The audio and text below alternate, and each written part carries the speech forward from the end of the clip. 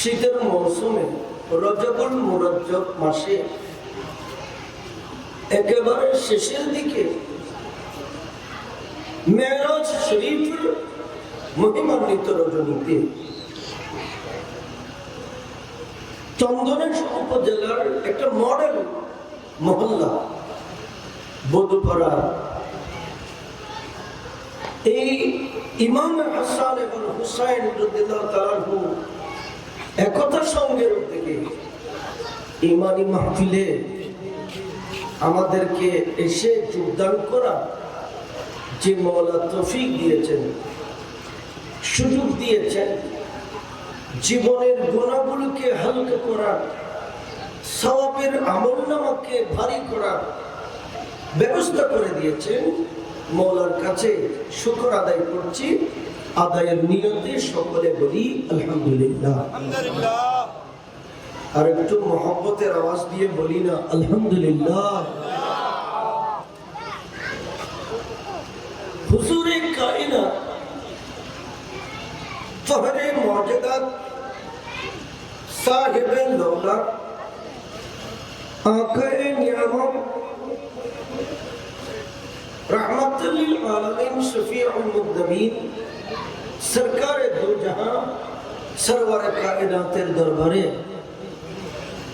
আমি আদম লক্ষ কোটি দরুদে পাকের নজরানা হাদিয়া তোহফা পেশ করছি যে রাসূল মকবুল সাল্লাল্লাহু আলাইহি ওয়াসাল্লামের সাদাকায় মহান মুনি আমাদেরকে অনেক নিয়ামত, যেগুলি গণনা করে শেষ করা যায় না, এরকমের দামি দামি নিয়ামত উম্মতদেরকে, রাসূল পাকের উম্মতকে আল্লাহ দান করেছেন। এর শুকর মহান মুনিবের দরবারে আমি আদায় করছি সকলের পক্ষ হয়ে। আরেকটিবার সমস্বরে মহব্বতের কণ্ঠে সকলে বলি আলহামদুলিল্লাহ। আপনাদের কি কষ্ট হচ্ছে?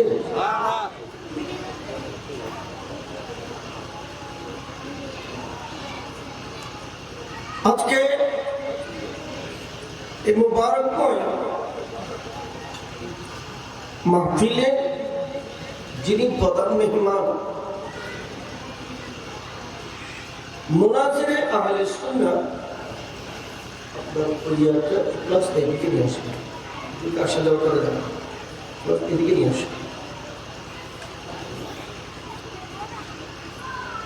যিনি আজকের প্রধান মেহমান, উনি শুধু চন্দনা দোহাজারের গৌরব ফখর না, উনি আমাদের আহলে সুন্নাহ ওয়াল জামাতের গর্ব, সারা বাংলাদেশের আমাদের সকলের মুরব্বী, আমাদের সকলের মুরব্বী। আমরা ওনাদের ওয়াজ শুনে আলেম হয়েছি, ওনাদের বক্তব্য শুনে আমরা কি হয়েছি? আমরা আলিম হয়েছি। আপনারা আমার কথা শুনছেন? ওনারা এদেশের মধ্যে যদি সুন্নিয়তের সাথ যদি না করতেন, আজকে এই মজলিসে এসে আমার মতো নগণ্য একজন অদম ব্যক্তিকে এখানে এসে কথা বলার মতো সুযোগ আমার হতো না। এই ময়দান তৈরি করেছেন কিন্তু না, এটা কিন্তু সবাইকে মানতে হবে, ঠিক কিনা বলেন না? আপনাদের যখন আমাকে ব্যানার পোস্টার হোয়াটসঅ্যাপে দেওয়া হয়েছে, আমি কমপ্লেন করেছিলাম, আমি অভিযোগ করেছিলাম, সেটা হলো যে উনি আমাদের সকলের মাথার তাজ, ওনার নাম সবার উপর হবে, ওনার নাম উপরে দিতে হবে, কারণ এটা বেআদবি। এটা কি আদবের খেলা? তাদের প্রস্তাবের সমতুল্য হবে না। তো মনে হয় ব্যানার পরিবর্তন করেছে, ব্যানার আবার কি আমি পরিবর্তন করেছি। এগুলোর সামনে কি রাখতে হবে? যারা মুহিদ্দিন মুরব্বী, যারা আমাদের আহলে সুন্নাত ওয়াল জামাতের স্কলার, যারা আমাদের শ্রদ্ধার পাত্র, ওনাদেরকে উপরে রাখতে হবে। ঠিক কিনা বলেন না? আমি কি মিথ্যা বলেছি?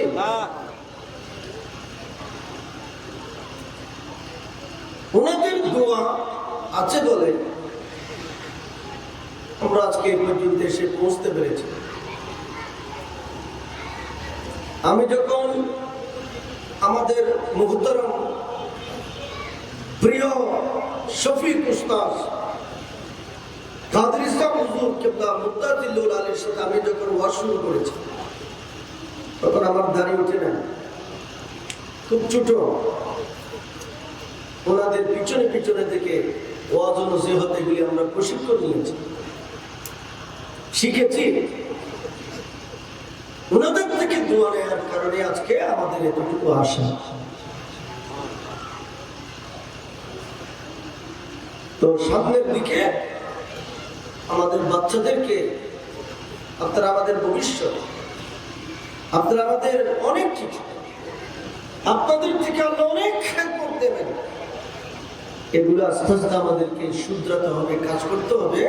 আমরা তাদের জন্য, সংগঠনের সকল যুবক ভাইদের জন্য দোয়া করি, আল্লাহ যেন তাদের খেদমত, তাদের কারবার সবটুকুকে কবুল করেন। সকলে বলি আমিন। আরো জোরে বলি আমিন। যারা এখনো আসেন নাই, মাহফিলে চলে আসুন। আমাদের হুজুর কেবলা মাহফিলের তশরিফ আনলে আমি বক্তব্য শেষ করব।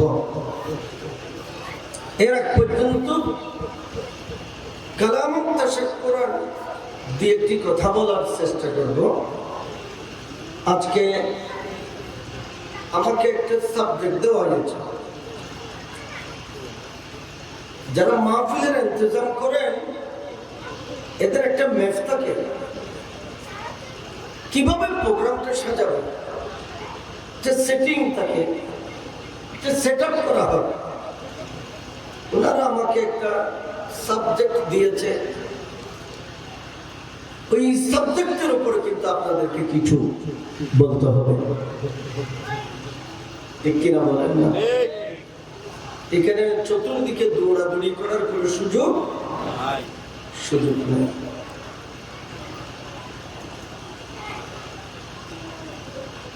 সময়টা খুব কঠিন যাচ্ছে, অনেক কঠিন সময়ে আমরা কিন্তু জীবনযাপন করছি। চোখ বন্ধ করার সাথে সাথে, যখন দু চক্ষু বন্ধ করে ফেলব, তখন আমাদের এই দুনিয়াদারি এগুলি থাকবে? কথা বলে থাকবে? কি থাকবে না। দুনিয়াদারি বিল্ডিং, আমাদের সেবা, আমাদের পরিবার নীতি, আমাদের সমাজনীতি, আমাদের রাষ্ট্রনীতি, এগুলো কিছুই থাকবে না। সব এগুলো স্টপ হয়ে যাবে। একটা সেকেন্ড পৃথিবীতে আমাকে আপনাকে চক্ষু বন্ধ করার সাথে সাথে আর রেখে দেওয়া, আলমিরার ভিতরে সাজিয়ে পারিয়ে আমাকে আপনাকে রেখে দেওয়ার কোনো সুযোগ নাই। অন্যান্য ধর্মের মধ্যে থাকলেও এরা মমি দিয়ে স্মৃতিস্বরূপ মরা মানুষকে এরা ফ্রিজিং করে রেখে দিবে, কিন্তু মুসলিম মিল্লতকে এইভাবে রেখে দেওয়ার কোনো সুযোগ নাই। কথা বলে না কেন? সুযোগ মারা যাওয়ার পরে যে আমরা এসি গাড়িতে, ফ্রিজের গাড়িতে, ছেলে লন্ডন থেকে আসবে, আমেরিকা থেকে আসবে, ফ্রান্স থেকে আসবে, আস্তে আস্তে সময় লাগবে। এভাবে 5 দিন 6 দিন 1 সপ্তাহ 2 সপ্তাহ একটা মরা মানুষকে যে আমরা রেখে দিই, এটা নিষেধ, শরীয়তে মানা। এগুলি কিন্তু আমরা মানি না। এগুলি আমরা কথা বলেন, এগুলি আমরা কিন্তু শরীয়তের ফয়সালা হলো, ইসলামী শরীয়তের শিক্ষা হলো, যখন একজন মুসলমান মারা গেল সময় অনুযায়ী নির্ধারিত সময়ের মধ্যে যতটুকু তাড়াতাড়ি পারা যায় ততটুকু তাকে গোসল দিয়ে, কাফন দিয়ে, জানাজার মাটি নিয়ে, জানাজা পড়িয়ে, কবর খনন করার মাধ্যমে, কবরস্থানে তাকে দোয়া আদিয়ার মাধ্যমে তাকে দাফন করা, এটা হচ্ছে আমার পেয়ারা নবী মুস্তাফার সুন্নাহ। সুবহানাল্লাহ। আরো জোরে বলেন সুবহানাল্লাহ। তাহলে আমরা ফ্রিজের মধ্যে যে নিজের বাবাকে, নিজের মাকে, আত্মীয় স্বজনকে আমরা যে ফ্রিজে রেখে দিচ্ছি, এটা গুনার কাজ। এটা কিসের কাজ? গুনার কাজ।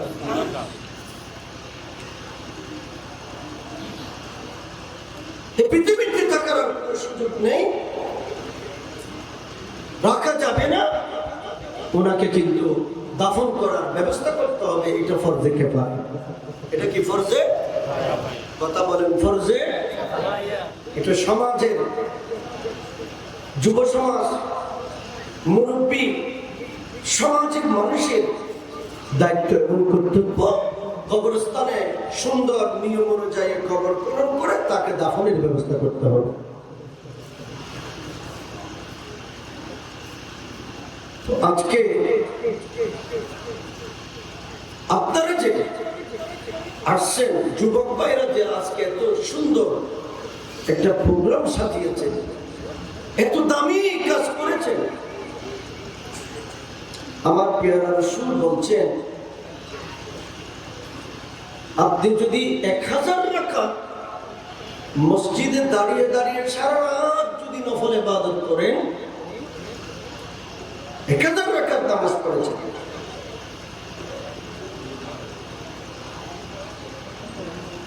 এভাবে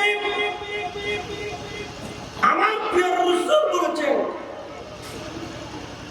যারা পেয়ারা রাসূলের মজলিসে বসবে, যারা আমার পেয়ারা নবী মুস্তাফার মাহফিলে বসবে, ইলম অর্জন করার জন্য, জ্ঞান অর্জন করার জন্য, শিক্ষা নেওয়ার জন্য, যারা মুস্তাফার মাহফিলে বসবে, ওই আল্লাহর বান্দাকে আল্লাহ তাবারক ওয়া তাআলা শুধু মাহফিলে বসার কারণে তার আমলনামার মধ্যে 60 বছরের নফল ইবাদতের সওয়াব লিখে দিবে। সুবহানাল্লাহ। আরো জোরে বলেন না সুবহানাল্লাহ। মাহফিলটা কত দামি! উযু ছাড়া বসা যাবে না। উযু কালাম করে আদব আখলাক নিয়ে মাহফিলে বসতে হবে, মাহফিলে আসতে হবে। এখন কিছু কিছু বক্তা বক্তব্য রাখতে চায় যে আল্লাহর কোরআনকেও দোষারা করা যাবে। নাউযুবিল্লাহ বলবেন নাউযুবিল্লাহ। আল্লাহর কোরআনকেও দোষারা করা যাবে না, দোষারা করা যাবে না, না না বলছেন।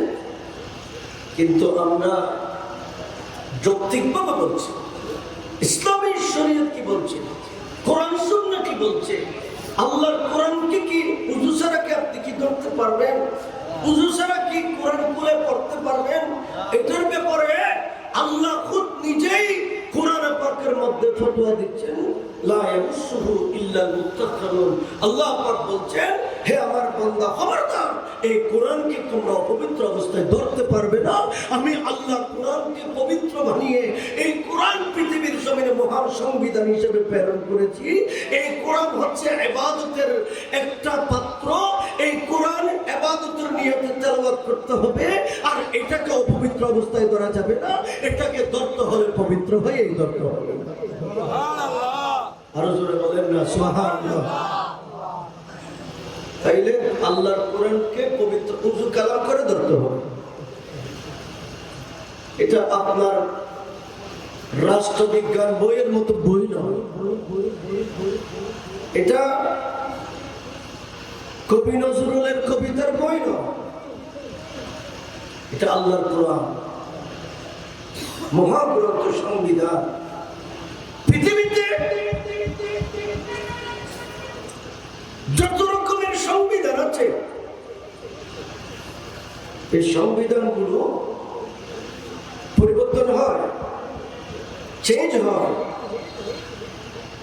যে কোনো একটা সরকার উলটপালট হলে পরিবর্তনের কারণে এগুলি পরিবর্তন হয়ে যায়। কিন্তু আল্লাহর কোরআন ১,৫০০ বছর পূর্বে আল্লাহ যেভাবে পাঠিয়েছেন এখনো সেইভাবে আছে এবং কিয়ামত পর্যন্ত সেইভাবে থাকবে। একটা নুকতা, একটা অক্ষর, একটা হরফ, একটা আয়াতকে পরিবর্তন করার ক্ষমতা কারো কাছে নাই। বলেন না, কারো কাছে নাই। জালিকাল কিতাব, এটা এমন একটা কিতাব, লা রাইবা ফীহি, আমার লেখনীতে ভুল আছে। রবীন্দ্রনাথ ঠাকুর লিখেছেন ভুল আছে, কবি জসীমউদ্দিন লিখেছেন ভুল আছে, প্রমোদ চৌধুরী লিখেছেন ভুল আছে, সাহিত্যিকরা লিখেছেন ভুল আছে, কলামিস্টরা লিখেছেন ওখানে ভুল থাকতে পারে। পৃথিবী যত লেখনী আছে, লেখনীতে ভুল থাকতে পারে। এই কারণে লেখকরা সব লেখার পরে পিছনে লিখে দেয় যে ভুলের জন্য আমি ক্ষমা প্রার্থী, ভুলের জন্য আমি ক্ষমা প্রার্থী। সংশোধনের জন্য যেন শুধরিয়ে দেওয়া হয়, দেখিয়ে দেওয়া হয়, যেন পরবর্তী এডিশনে সেটা ভুল সংশোধন করতে পারে।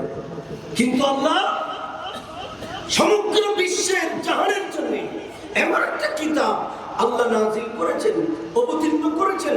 আল্লাহ নিজেই বয়ান করে দিচ্ছেন, লা রাইবা ফীহি, আমার এই কিতাবের মধ্যে যতটা পরিমাণ ভুল নাই। সুবহানাল্লাহ বলেন না? আল্লাহ কি বলতেছে? যতটা পরিমাণ কি নাই, ভুল নাই। সেটা হলো ৩০ পারা। বলেন না, ৩০ পারা। ইযা যুকিরা, এই কোরআন যখন তেলাওয়াত করা হয়, এই কোরআন যখন মহব্বত ভরে পাঠ করা হয়, সাথে সাথে ইমানদার বান্দাদের কলব নড়াচড়া করে, ভূমিকম্পের মতো কম্পন করে।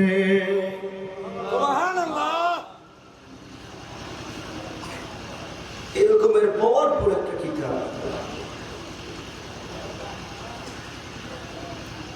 ঈমান এটা মজবুত হয়ে যায়, ঈমানের মধ্যে নূর সৃষ্টি হয় যদি বান্দা, মহিলা, পুরুষ, মুসলমানদের মধ্যে আল্লাহর কালামটা নিয়ে যদি মহব্বত করে একটু দেখে, মহব্বত করে একটু তেলাওয়াত করে পড়ে, এটার ভিতরে রহমত আর বরকত আছে। ঠিক কি না বলে?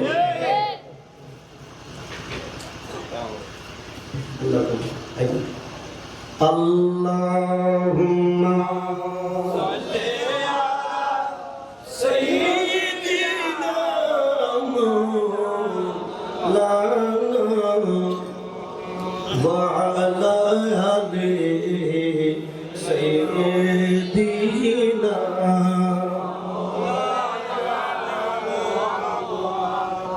শুধু কোরআন নয়, আমার প্রিয় নবী মুস্তাফার হাদিসে পাকও আমরা উযু ছাড়া ধরবো না, পড়বো না। এগুলিকেও আমাদেরকে কি করতে হবে? সম্মানিত করতে হবে।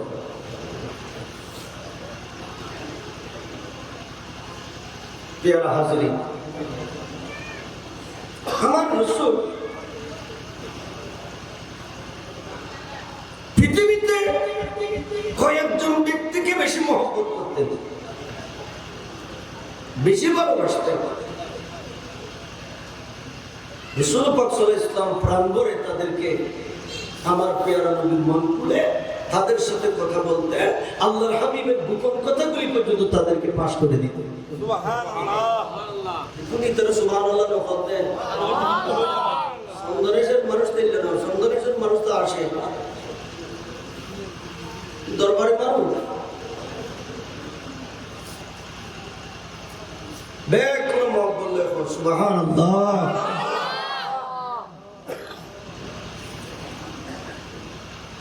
রাসূল পাক মনের কথা বলতেন। আমরা আমাদের মনের কথা মাকে বলি না। মনের কথা কাকে? জনম দুঃখেরই যিনি মা, যাকে মনের কথা বলার কথা তাকে আমরা মনের কথা বলি বউকে। মনের কথা খারো হইনি বউরে, মনের কথা খারো হইনি মাথার জন্য খারো বউরে হইনি। মার হিসেব নিকেশ নাই, হিসেব নিকেশের বাইরে। আল্লাহ রাসূল মনের কথাগুলো